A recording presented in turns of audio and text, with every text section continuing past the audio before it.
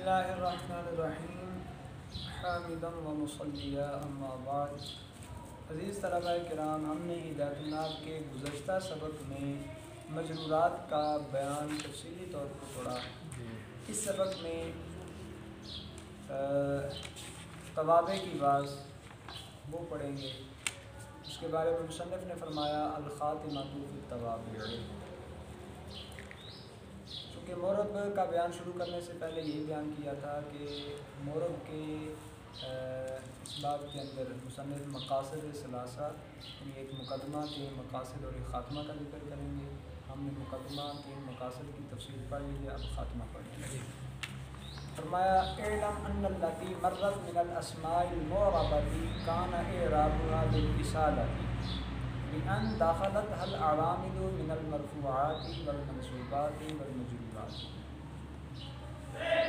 فقد يكون إعراب الاسم بتبعية ما قبله ويسمى التابع لأنه يتبع ما قبله في الإعراب وهو كل ثان معرب بإعراب سابقه من جهة واحدة۔ آپ جان لیں کہ ما قبل میں ہم نے جن اسماء معربہ کا بیان پڑھا جو گزر چکے ہیں، ان کا اعراب اصالتاً پڑھا تھا کہ ان پر عوامل داخل ہوتے ہیں جو ان کو رفع دیتے ہیں تو وہ مرفوع ہوتے ہیں، نصب دیتے ہیں تو منصوب ہوتے ہیں، جر دیتے ہیں تو وہ مجرور ہوتے ہیں۔ کبھی کبھی ایسا بھی ہوتا ہے کہ اسم کا اعراب ما قبل کے تابع ہونے کی وجہ سے ہوتا ہے، یعنی اس سے پہلے جو اسم آ رہا ہے اس کی اتباع میں اس کا اعراب جاری ہوتا ہے، اور اس کو تابع کہا جاتا ہے کیونکہ یہ اعراب میں ما قبل کے تابع ہوتا ہے۔ اور تابع اس کی تعریف یہ فرمائی، ہر وہ دوسرا اسم جس کو ایک ہی جہت سے سابقہ اسم کے اعراب جیسا اعراب دیا گیا، ہر وہ دوسرا اسم جس کو ایک ہی جہت سے سابقہ اسم والا اعراب دیا جائے اسے تابع کہا جاتا ہے۔ والتوابع خمسۃ اقسام، توابع کی 5 قسمیں ہیں: النعت والعطف بالحروف والتاکید والبدل وعطف البیان۔ نعت، عطف بالحروف، تاکید، بدل اور عطف بیان، یہ 5 قسمیں ہیں۔ نعت اس کو صفت بھی کہتے ہیں، عطف بالحروف، تاکید، بدل اور عطف بیان۔ سب سے پہلے مصنف نے نعت کا ذکر کیا، فرمایا النعت تابع یدل علی معنی فی مطلوب۔ نعت وہ تابع ہے جو مطلوع میں پائے جانے والے معنی پر دلالت کرتی ہے۔ مطلوع کے اندر کوئی خاص معنی پایا جا رہا ہے اور اس معنی پر دلالت کرنے کے لیے جس لفظ کو ذکر کیا جاتا ہے اسے نعت کہا جاتا ہے۔ مثال اس کی بیان کی، نحو جاءنی رجل عالم، اس میں عالم جو ہے یہ نعت ہے، رجل کے اندر جو علمیت پائی جا رہی ہے اس پر یہ دلالت کرتا ہے۔ او فی متعلق مطبوعہ نحو جاءنی رجل عالم ابوہ ویسمى صفۃ ایضا، یا پھر نعت وہ تابع ہے جو اپنے مطبوع کے متعلق میں جو معنی پایا جاتا ہے اس معنی پر دلالت کرتا ہے، یعنی خود مطبوع میں نہیں، مطبوع کا کوئی متعلق ہے، اس متعلق میں کوئی معنی پایا جاتا ہے اور یہ اس پر دلالت کے لیے ذکر کی جاتی ہے۔ جیسے جاءنی رجل عالم ابوہ، اب اس میں عالم نعت ہے اور یہ ابوہ کے اندر جو علمیت پائی جاتی ہے، اب کے اندر جس کا تعلق رجل کے ساتھ ہے، اس کے اندر اس معنی کو بیان کرنے کے لیے ذکر کی گئی۔ نعت کا دوسرا نام ہے صفت، اس کو صفت بھی کہا جاتا ہے۔ اب گویا ہمارے سامنے اس صفت کی 2 قسمیں آ گئیں، ایک کو صفت بحالی ہی کہا جاتا ہے جو خود مطلوع میں پائے جانے والے معنی پر دلالت کرے، اور دوسرے کو صفت بحالی متعلقی ہی کہا جاتا ہے جو مطلوع کے متعلق میں پائے جانے والے معنی پر دلالت کرے۔ والقسم الاول یتبع مطبوعہ فی 10 اشیاء، پہلی قسم یعنی صفت بحالی ہی، یہ 10 چیزوں میں مطبوع کے تابع ہوتی ہے۔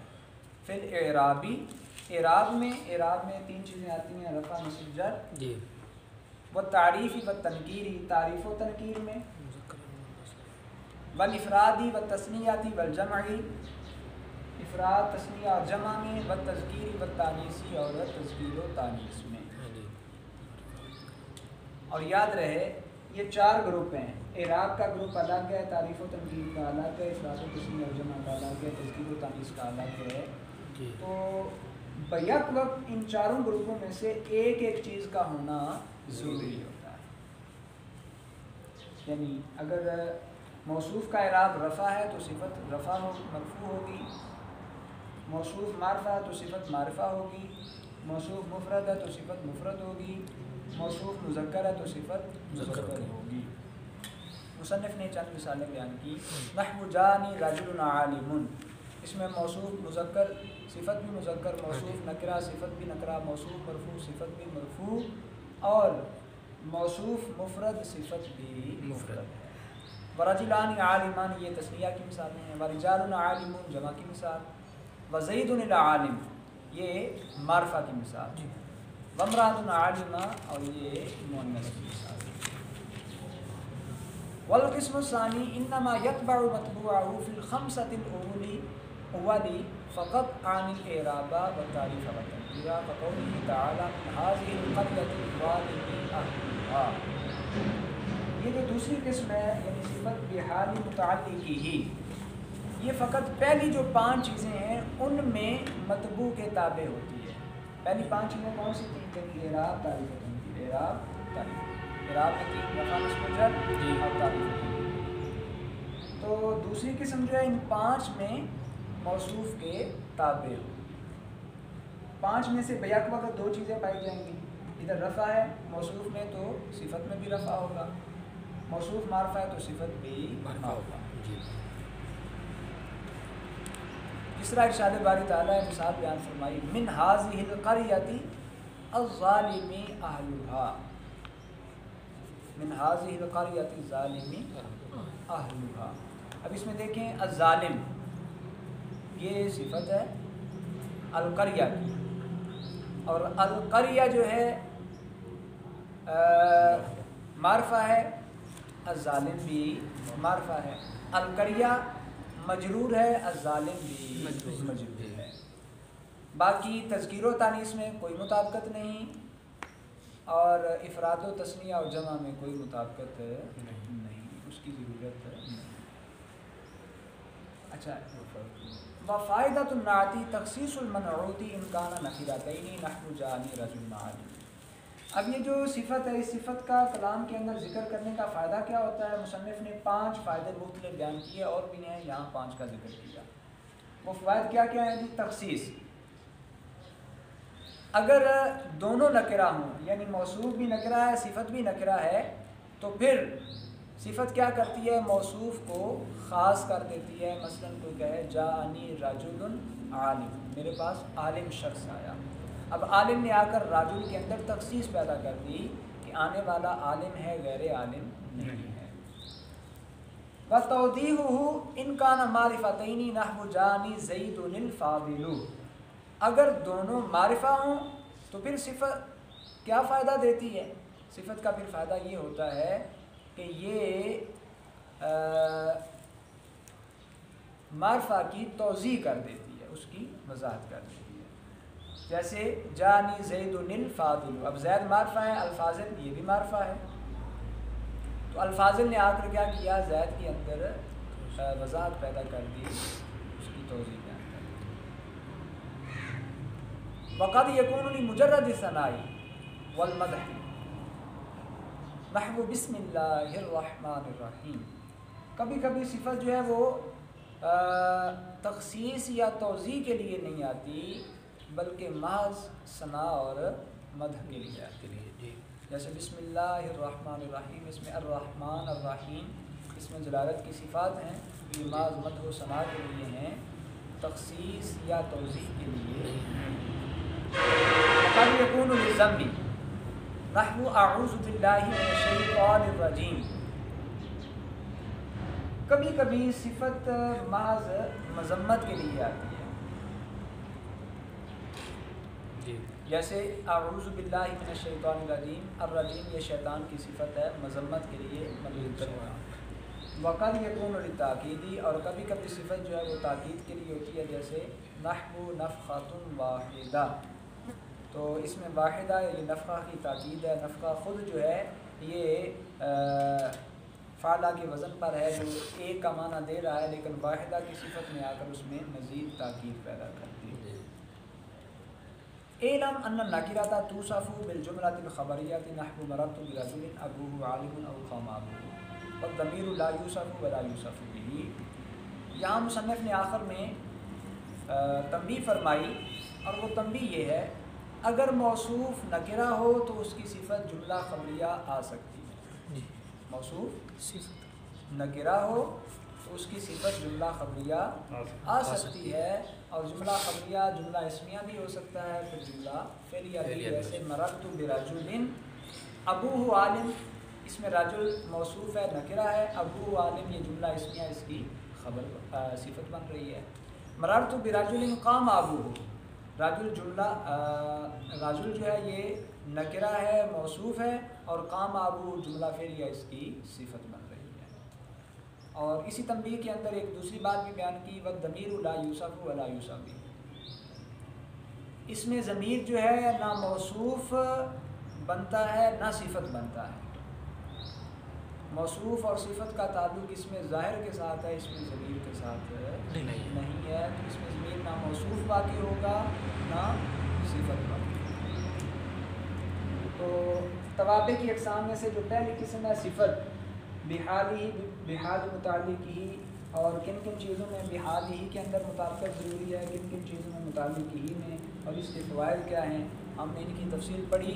اب ہم دوسری توابع کی جو قسم ہے عطف بالحروف، اس کا بیان پڑھتے ہیں۔ اس میں مصنف کیا فرماتے ہیں، فرمایا العطف بالحروف تابع ينسب الیہ ما نسب الی متبوعہ وکلاہما مقصودان بتلک النسبۃ ویسمى عطف النسب۔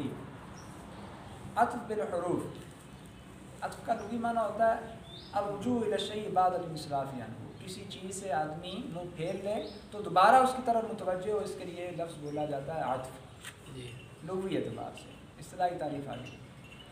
تو عطف بالحروف وہ تابع ہے ینسب الیہ کہ اس میں معطوف کی طرف وہی چیز منسوب ہوتی ہے ما نسب الی متبوعہ، جو اس کے متبوع یعنی معطوف علیہ کی طرف منسوب ہے۔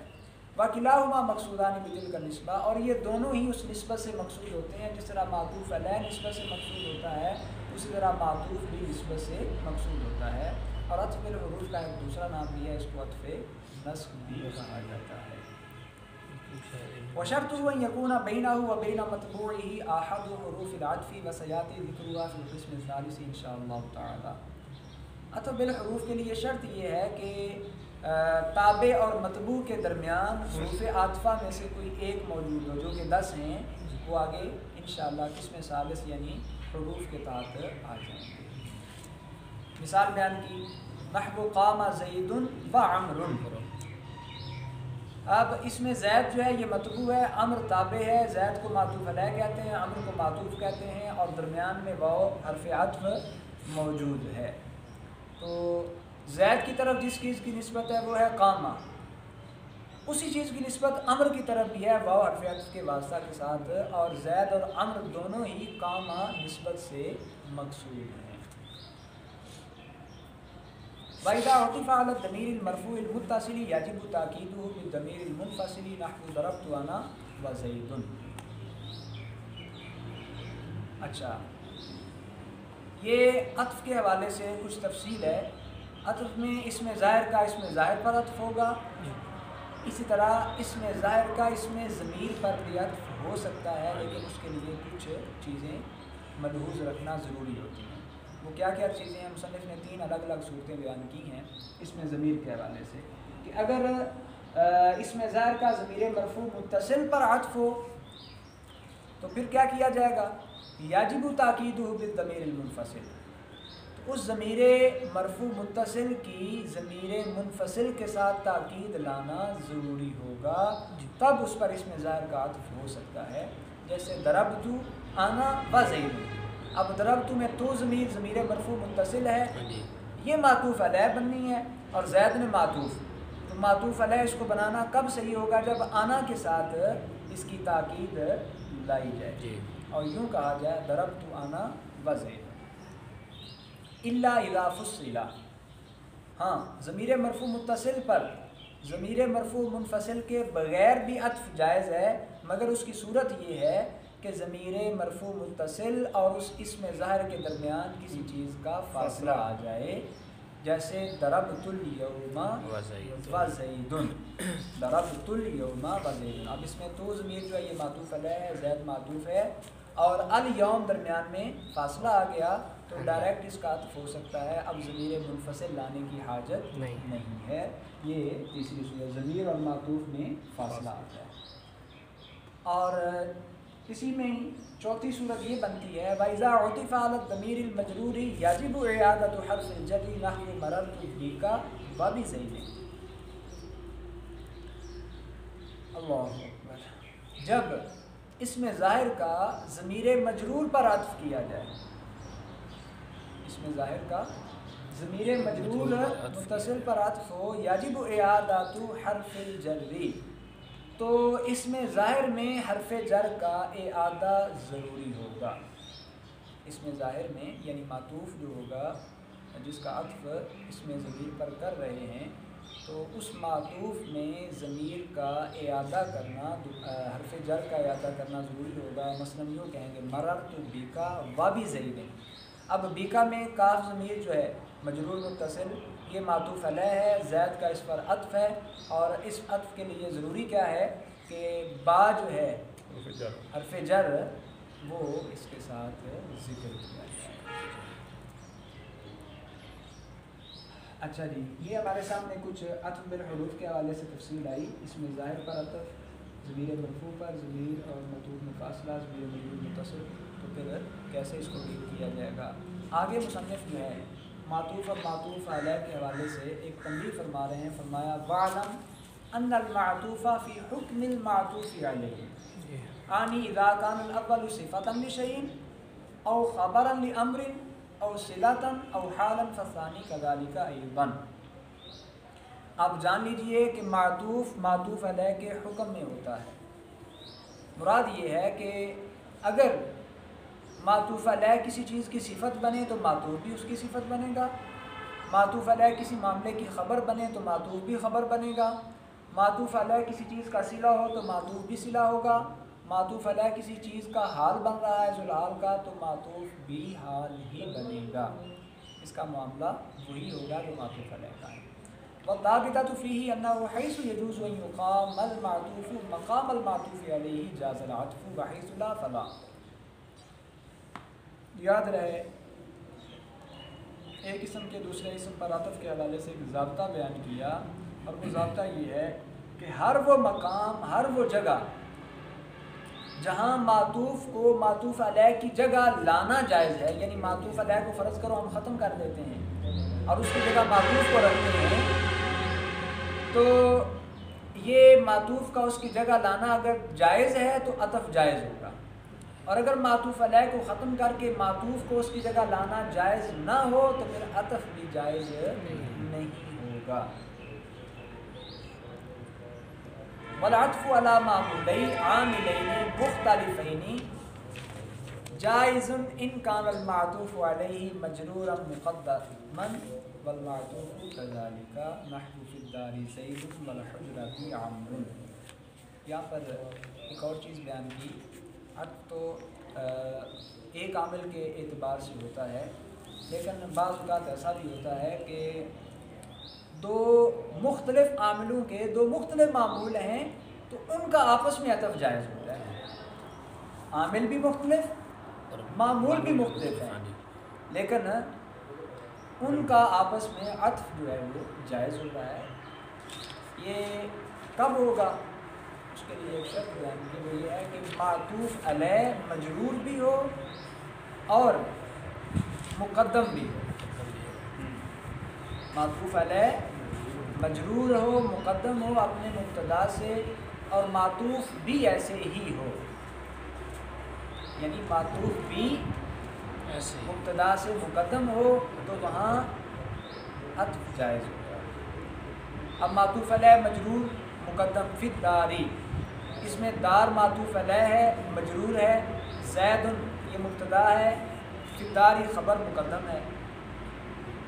تو فی الدار خبر مقدم ہے، زید مبتدا مؤخر ہے، اور الدار مجرور ہے جس کو ہم معطوف علیہ بنا سکتے ہیں، اور آگے والا حجراتی عمر، اس میں الحجرہ جو ہے اس کو معطوف بنا سکتے ہیں، حالانکہ الدار کا عامل فی ہے، الحجرہ کا عامل ابتدا ہے، الحجرہ کا عامل فی نہیں ہے. تو عامل حالانکہ مختلف ہے، معمول الگ الگ ہیں، لیکن عطف جائز ہے کیونکہ معطوف علیہ مجرور مقدم ہے، معطوف بھی مقدم ہے، اس لیے اس کا عطف جو ہے وہ جائز ہے. لیکن یاد رہے کہ یہ سارے نامیوں کا موقف نہیں ہے. وفی هذه المسألة مذهبان آخران وهما ان يجوز مطلقا عند الفراء ولا يجوز مطلقا عند سيبويه. اس مسئلے میں دو اور مذہب بھی ہیں، اور وہ دو اور مذہب کیا ہیں؟ امام فرا کے نزدیک مطلقاً جائز ہے، انہوں نے کوئی شرط بھی نہیں رکھی جیسے مصنف نے اوپر شرط بیان کی کہ معطوف علیہ مجرور مقدم و معطوف بھی ایسے ہی. لیکن امام سیبویہ کے نزدیک یہ شرط پائی بھی جائے تب بھی جائز نہیں، ان کے نزدیک مطلقاً ناجائز ہے. تو گویا تین گروہ سامنے آئے، ایک گروہ کے مطابق مذکورہ شرط ہو تو جائز، ایک گروہ کے نزدیک شرط کی ضرورت ہی نہیں مطلقاً جائز، اور ایک گروہ کے نزدیک شرط پائی جائے نہ پائی جائے مطلقاً ناجائز. الحمدللہ ہم نے توابع کی اقسام میں سے دوسری قسم عطف الحروف کے حوالے سے جو مصنف نے تفاصیل بیان کی ان کو بھی مکمل کر لیا ہے. اب ہم متصل توابع کی اقسام میں سے جو دوسری قسم ہے تاکید، اس کا بیان پڑھیں. مصنف نے اس حوالے سے کیا تفصیل ارشاد فرمایا؟ التاکید تابع يدل على تقریر المطبوع فيما نصب او على شمول الحکم لكل فرد من افراد المطبوع. تاکید کا لغوی معنی ہوتا ہے کسی چیز کو پختہ کرنا، ثابت کرنا، اور اصطلاحی معنی ہے تاکید وہ تابع ہے جو مطبوع کی پختگی پر دلالت کرتی ہے اس چیز میں جس چیز کی مطبوع کی طرف نسبت کی گئی ہے.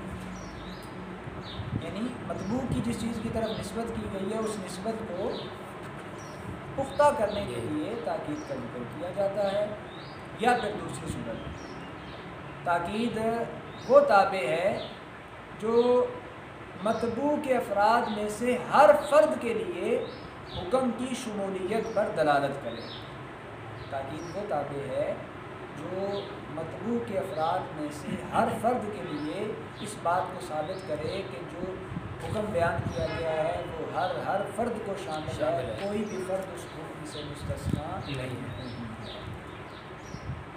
آگے فرمایا والتاکید والا قسم لفظی وهو تقریر اللفظ الاول نحو جاءنی زید زید وجاء جاء زید. تاکید کی دو قسمیں ہیں، لفظی اور معنی. تاکید لفظی کی تعریف کی.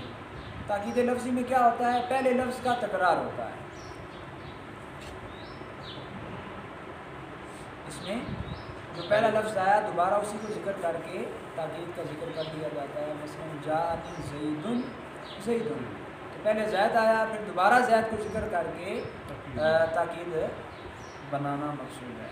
اسی طرح جاء زید، جا کے بعد دوبارہ جا ذکر کر کے پہلے جا کی تاکید لانا مقصود ہے. وما نبی وهو بالفاظ معدودۃ وهي النفس والعین للواحد والمثنى والمجموع باختلاف الصيغة والضمیر. نحو جاءنی زید نفسه والزیدان انفسهما او نفساهما والزیدون انفسهم وكذلك عینه وأعینهما او عیناهما وأعینهم. جاءتنی ہند نفسها وجاءت من ہندانی انفسهما او نفساهما وجاءتنی الہندات انفسهما. تاکید معنی، یہ معنی کی طرف منسوب ہے، اسی وجہ سے اس کو تاکید معنی کہا جاتا ہے تاکید معنوی جو ہے اس کے لیے چند گنے چنے الفاظ ہیں جن کے ساتھ اس کا ذکر کیا جاتا ہے، گنتی کے الفاظ ہیں۔ ان میں سے دو یہ ہیں، نفس اور عین۔ یہ دونوں لفظ جو ہیں واحد، تثنیہ، جمع تینوں کے لیے آتے ہیں، البتہ اس میں صیغہ اور ضمیر ساتھ ساتھ بدلتے جاتے ہیں۔ واحد کے لیے آئیں تو صیغہ واحد کا ہوگا، ضمیر واحد کی، تثنیہ کے لیے آئیں تو صیغہ تثنیہ، ضمیر تثنیہ، جمع کے لیے آئیں تو صیغہ جمع، ضمیر بھی جمع۔ مصنف نے آگے مذکر اور مؤنث دونوں کی مثالیں بیان کی جو میں نے آپ کے سامنے پڑھی۔ جانی زید النفس، یہ واحد مذکر کی مثال ہے، کہ نفس خود بھی مذکر، ضمیر بھی مذکر۔ وزیدانی انفسہما اور نفسہما، دونوں طرح پڑھ سکتے ہیں۔ اس میں موقت جو ہے تثنیہ ہے تو تاکید جو ہے وہ بھی تثنیہ ضمیر کے ساتھ ہے، اسی طرح باقی مثال۔ آگے فرمایا وکلا وکلتا للمثنى خاصۃ نحو قام الرجلان کلاہما وقامت المرأتان کلتاہما۔ کلا اور کلتا یہ دونوں صرف تثنیہ کے لیے آتے ہیں، یہ واحد اور جمع کے لیے نہیں آتے۔ جیسے قام الرجلان کلاہما، اس میں کلا جو ہے یہ مذکر کے لیے ہے، قامت المرأتان کلتاہما یہ مؤنث کے لیے، لیکن ان کا بھی استعمال ضمیر کے ساتھ۔ وَكُلٌّ وَأَجْمَعُوا وَأَقْطَعُوا وَأَبْطَعُوا وَأَبْصَعُوا لِغَيْرِ الْمُثَنَّى بِاخْتِلَافِ الضَّمِيرِ فِي كُلٍّ وَالصِّيغَةِ فِي الْبَوَاقِي۔ باقی 5 الفاظ یہ ہیں، کُلٌّ، اجمعوا، اقطعوا، ابطعوا، ابصعوا، یہ غیر تثنیہ کے لیے آتے ہیں، یعنی واحد اور جمع۔ کس طرح آتے ہیں کہ لفظ کل کے اندر صرف ضمیر بدلتی ہے، اس میں کوئی تبدیلی نہیں آتی، یعنی واحد کے لیے ہو تو ہو ضمیر آئے گی، یعنی واحد کی، مذکر کے لیے ہو مذکر کی، مؤنث کے لیے مؤنث کی، اور اگر جمع کے لیے ہو تو ضمیر جمع کی۔ اور باقی جو ہے ان کے لیے صیغہ تثنیہ آتے ہی نہیں ہے، اور باقی کے اندر صیغہ کے اندر تبدیلی ہوگی، واحد کے لیے ہو تو واحد کا صیغہ، جمع کے لیے ہو تو جمع کا صیغہ ہوگا۔ سب کی مثالیں فرمایا تقول جان القوم كلهم اجمعون اقطعون ابطعون ابصعون۔ اب اس میں القوم یہ موقت ہے، جمع ہے، كلهم تاکید جو ہے وہ بھی لفظ کل کے ساتھ آئی تو ساتھ ضمیر جمع آئی، باقی کے صیغے جمع آ گئے، اجمعون اقطعون ابطعون اور ابصعون۔ مؤنث کی مثال بیان کی، قامت النساء كلهن جمعوا قطعوا بطعوا بصعوا۔ اس میں النساء موقت ہے، کلو کے ساتھ تاکید لائی تو ضمیر جمع مؤنث کی لے کے آئے ہننا، اور صیغہ جو ہے وہ بھی جمع کا لے کے آئے، جمعوا قطعوا بطعوا بصعوا مؤنث کے ساتھ۔ وَإِذَا أَرَدْتَ تَأْكِيدَ الضَّمِيرِ الْمَرْفُوعِ الْمُتَّصِلِ بِالنَّفْسِ وَالْعَيْنِ يَجِبُ تَأْكِيدُهُ بِالضَّمِيرِ الْمُنْفَصِلِ نَحْوُ ضَرَبْتَ أَنْتَ نَفْسُكَ۔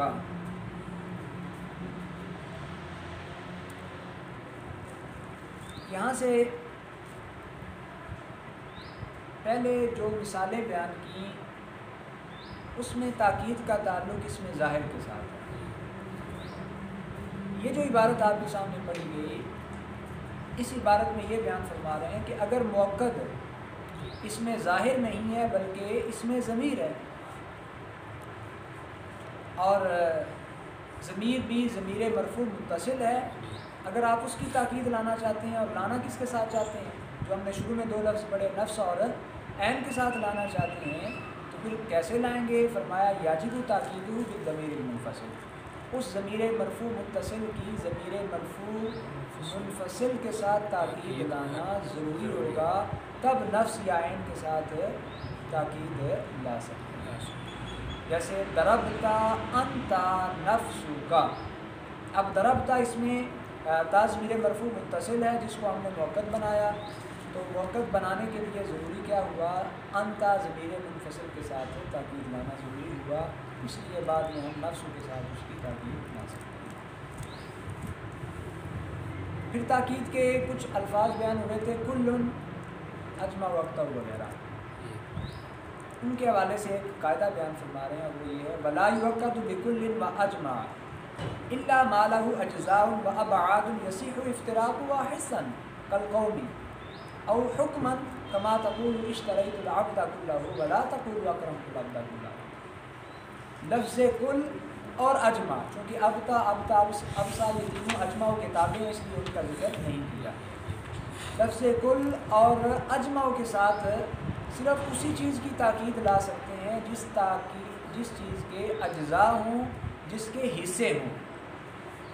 ایسے اجزاء، ایسے حصے جن کو حصی طور پر الگ الگ کرنا صحیح ہو، درست ہو، جن کو حصی طور پر ہم جدا کر سکتے ہیں، جیسے قوم ہے. تو لفظ قوم اس کا اطلاق تمام افراد پر ہوتا ہے جن کو ہم حصی طور پر الگ الگ کر سکتے ہیں. او حکمن، یا حصی طور پر تو نہ کر سکتے ہوں لیکن حکمن ہم اس کے اجزاء کر سکتے ہوں. مثلاً آپ کہیں اشتریت العبد کلہ، میں نے پورا غلام خریدا. اب عبد جو ہے اس کے حصی طور پر تو ہم حصے نہیں کر سکتے، لیکن حکمی طور پر، کیونکہ ایسا بھی ہو سکتا ہے کہ آدھا غلام خریدا جائے، اس کا چوتھا حصہ خریدا جائے، 2/3 خریدا جائے. تو جب کل کہیں گے مطلب یہ ہوگا سارا غلام خریدا، یعنی حکمی طور پر ہم اس کے اجزاء اور ابعاض بنا سکتے ہیں. اختلاف کرنے سے ہی ہوتا ہے. اس لیے اشتریت العبد کلہ، یعنی یہ ترکیب بولنا، کلام میں لے کے آنا درست نہیں. لیکن جہاں حصی طور پر یا حکمی طور پر اجزاء یا ابعاض کو جدا کرنا درست نہ ہو، وہاں کل اور اجمع کے ساتھ تاکید بھی نہیں لائی جا سکتی. جیسے اکرمت العبد کلہ، اب غلام نصف اور آدھا، یا نصف آدھا یا 2/3 یا تیسرا حصہ یا چوتھا حصہ خریدا تو جا سکتا ہے، حکمی طور پر اس کے اجزاء بن سکتے ہیں. لیکن اکرمت العبد کلہ، اکرام کے اندر ابعاض نہیں بنتے، تو یہ کہنا درست نہیں ہوتا. یہ خاص طور پر یہ جو آخر میں الفاظ بیان کیے اقطع و ابطع و ابصر، تینوں کے حوالے سے مصنف ایک تاکید بیان فرما رہے ہیں، تنبیہ بیان فرما رہے ہیں. وہ یہ ہے وَاعْلَمْ أَنَّ أَقْطَعَ وَأَبْطَعَ وَأَبْصَرَ أَتْبَعٌ لِأَجْمَعَ وَلَيْسَ لَهَا مَعْنًى هَاهُنَا بِدُونِهِ فَلَا يَجُوزُ تَقْدِيمُهَا عَلَى أَجْمَعَ وَلَا ذِكْرُهَا بِدُونِهِ. یاد رہے کہ اقطع، ابطع و ابصر یہ اجمع کے تابع ہیں. اجمع کے بغیر ان کا کوئی معنی نہیں ہوتا. جب اجمع کے تابع ہیں ان کے بغیر معنی بھی نہیں ہوتا، تو ان کو اجمع سے پہلے لانا بھی جائز نہیں اور اجمع کے بغیر لانا بھی جائز نہیں ہوگا، کہ اجمع کے ساتھ ہی آئیں گے اور اس کے بعد ہی آئیں گے. الحمدللہ تبادلے کی اقسام میں سے صفت، عطف، الحروف، تعدیل، اس کی تفصیل ہم نے مکمل کر لی ہے. اب ہم چوتھی قسم بدل کی طرف آتے ہیں، جس کے بارے میں مصنف نے فرمایا البدل تابع ينسب الیہ ما نسب الی مطلوبہ وهو المقصود بالنسبۃ دون مطلوبہ. بدل وہ تابع ہے جس کی طرف اس چیز کی نسبت کی جائے جس چیز کی نسبت اس کے مطبوع کی طرف کی گئی، اور در حقیقت مطبوع مقصود بالنسبت نہیں ہوتا، بلکہ اس نسبت میں تابع مقصود بالنسبت ہوتا ہے. بدل وہ تابع ہے کہ اس کی طرف اسی چیز کی نسبت کی جائے جس چیز کی نسبت مطبوع کی طرف کی گئی ہے، اور اس نسبت سے مقصود خود تابع ہوتا ہے، مطبوع نہیں ہوتا. یعنی بدل ہوتا ہے، مبدل نہیں ہوتا. اقسام البدل اربعۃ، بدل کی 4 قسمیں ہیں، کل، بعض، استعمال اور غلط. فرمایا بدل الکل من الکل، کل کا کل سے بدل ہو، اس کی تعریف بیان کی. وَهُوَ مَا مَدْلُولُهُ مَدْلُولُ الْمَطْبُوعِ نَحْوُ جَانِي زَيْدٌ أَخُوكَ. یعنی بدل الکل من الکل کا مطلب کیا ہے کہ تابع کا مدلول مطبوع کا ہی مدلول ہوگا. یعنی جو مطبوع کا مدلول ہے وہی تابع کا مدلول ہے، ان میں کسی قسم کا کوئی فرق نہیں ہے. جیسے کہ ہے جانی زید، میرے پاس زید آیا، اخو کا تمہارا بھائی. تو اب زید کا جو کہ مطبوع ہے، زید کا مدلول ذات زید ہے، اخو کا مدلول بھی ذات زید ہی ہے، اس میں کوئی فرق نہیں ہے. وبدل البعض من الکل وهو ما مدلوله جزء مدلول المطبوع نحو ضربت زیدا راسه. دوسری قسم ہے جی بدل باز، یعنی کل سے باز کا بدل۔ تعریف بیان کی کہ بدل باز میں کیا ہوتا ہے کہ جس میں تابع کا مدلول مطبوع کے مدلول کا ایک حصہ ہوتا ہے، ایک جز ہوتا ہے۔ جیسے کوئی کہے ضربت زیدن راسہ، میں نے زید کو مارا یعنی اس کے سر کو، اس میں راس جو ہے یہ زید کے لیے بدل باز ہے۔ وبدل الاجتماعی وہو ما مدلولہ متعلق المطبوع کسلب زید صوته۔ بدل اجتماع تیسری قسم، بدل اجتماع وہ تابع ہوتا ہے جس کا مدلول مطبوع کا متعلق ہوتا ہے، مطبوع کا متعلق، مطبوع کے ساتھ اس کا تعلق ہوتا ہے کہ جب مدلول کا ذکر کیا جائے تو اس کے ذکر کا انتظار باقی رہتا ہے۔ جیسے کہا جائے سلب زید صوبہ، اس میں زید مطبوع ہے اور صوب جو ہے یہ تابع ہے، بدل اشتمال ہے۔ سلب زید کے بعد صوب کا انتظار رہتا ہے جب تک اس کا ذکر نہ کیا جائے لازم۔ وبدل الغلط وهو ما يذكر بعد الغلط نحو جاءني زید جعفر ورأيت رجلا حمارا۔ بدل غلط چوتھی قسم ہے، اس کے بارے میں فرمایا بدل غلط وہ ہے جس کو غلطی کے بعد ذکر کیا جاتا ہے۔ مثلا کوئی کہے جاءنی زید، میرے پاس زید آیا، حالانکہ زید نہیں آیا بلکہ کون آیا؟ جعفر، جعفر، تو جعفر جو ہے یہ بدل غلط۔ ورأیت رجلا حمارا، اسی طرح حمار جو ہے یہ کیا ہوگا؟ بدل غلط۔ یہاں تک چاروں قسم کی تفصیل بیان کی۔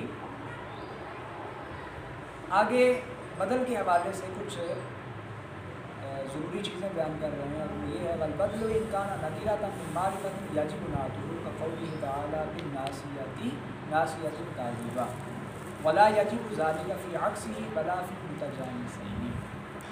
یاد رہے مبدل من ہو، معرفہ ہو اور بدل نکرہ ہو، تو ایسی صورت میں بدل کی صفت لانا ضروری ہوتا ہے۔ مبدل من ہو، معرفہ ہے اور بدل نکرہ ہے، تو جو بدل ہے اس کی صفت لانا ضروری ہوگا، پھر اسے بدل بنا سکتے ہیں۔ جیسے اللہ تعالیٰ کا فرمان ہے بالناسیۃ ناسیۃ کاذبہ۔ اب ناسیۃ یہ ان ناسیہ سے بدل بن رہا ہے، جبکہ ان ناسیہ معرفہ ہے اور دوسرا ناسیہ جو ہے یہ کیا ہے؟ نکرہ، تو اس کی صفت لانا کاذبہ یہ ضروری ہے۔ ولا یجب ذلک فی عکسہ، اگر اس کا الٹ ہو، الٹ مطلب اگر مبدل من ہو، نکرہ ہے بدل معرفہ ہے، بلا فی المتجانسین، یا پھر دونوں ہی معرفہ ہیں یا دونوں ہی نکرہ ہیں، تو پھر ایسا ضروری ہی نہیں، یعنی ایک صورت میں ضروری ہے، تین صورتوں میں ضروری ہی نہیں ہوتا۔ اور ایک صورت کیا ہے کہ اگر مبدل من ہو، معرفہ ہو اور بدل نکرہ ہو تو پھر نکرہ کی صفت لانا ضروری ہے، اور اگر مبدل من ہو، نکرہ ہو، بدل معرفہ ہو تو پھر صفت لانا ضروری نہیں۔ اگر مبدل من ہو، بدل دونوں معرفہ ہوں پھر بھی ضروری نہیں۔ اگر مبدل من ہو، بدل دونوں نکرہ ہوں پھر بھی ضروری نہیں۔ الحمدللہ توابع کی چوتھی قسم کی بھی ہم نے تفصیل مکمل کی۔ اس کے بعد ہم آخری قسم کا بیان کرتے ہیں، اب وہ ہے عطف بیان۔ مصنف نے فرمایا عطف بیانی تابع غیر صفت یوضح مطبوعہ وہو اشہر اسم شیء نحو قام ابو حفص عمر وقام عبداللہ ابن عمر۔ عطف بیان وہ تابع ہے جو صیغہ صفت نہ ہو، اپنے مطبوع کی وضاحت کرے۔ عطف بیان وہ تابع ہے جو صیغہ صفت نہیں، جو صفت نہیں ہوگا، یعنی ماقبل میں جس صفت کا ذکر ہوا، صیغہ صفت نہیں مطلقاً صفت۔ عطف بیان وہ تابع ہے جو صفت لفظی معنوی نہ ہو اور یہ اپنے مطلوب کی وضاحت کرے۔ حقیقت میں یہ ہوتا ہے کہ ایک چیز کے دو نام ہیں، ان دونوں ناموں میں سے جو زیادہ مشہور ہوتا ہے وہ کم مشہور کے لیے عطف بیان بنتا ہے۔ جیسے کوئی کہے قام ابو حفص عمر، تو اس میں عمر جو ہے ابو حفص کی نسبت امت کے درمیان زیادہ مشہور ہے، اس لیے یہ کیا ہوگا، ابو حفص کے لیے عطف بیان۔ اسی طرح قام عبداللہ، تو عبداللہ جو ہے یہ کئیوں کا نام ہے، تو ابن عمر جو ہے یہ عبداللہ کے لیے عطف بیان بنے گا، تخصیص کر دے گا، اس کی توضیح کر دے گا کہ یہاں عبداللہ سے مراد ابن عمر ہے۔ ولا يلتبس بالبدل لفظا في مثل قول الشاعر شعر انا ابن الطارق البكري بشر عليه الطير ترقبه رجوعا۔ اچھا جی،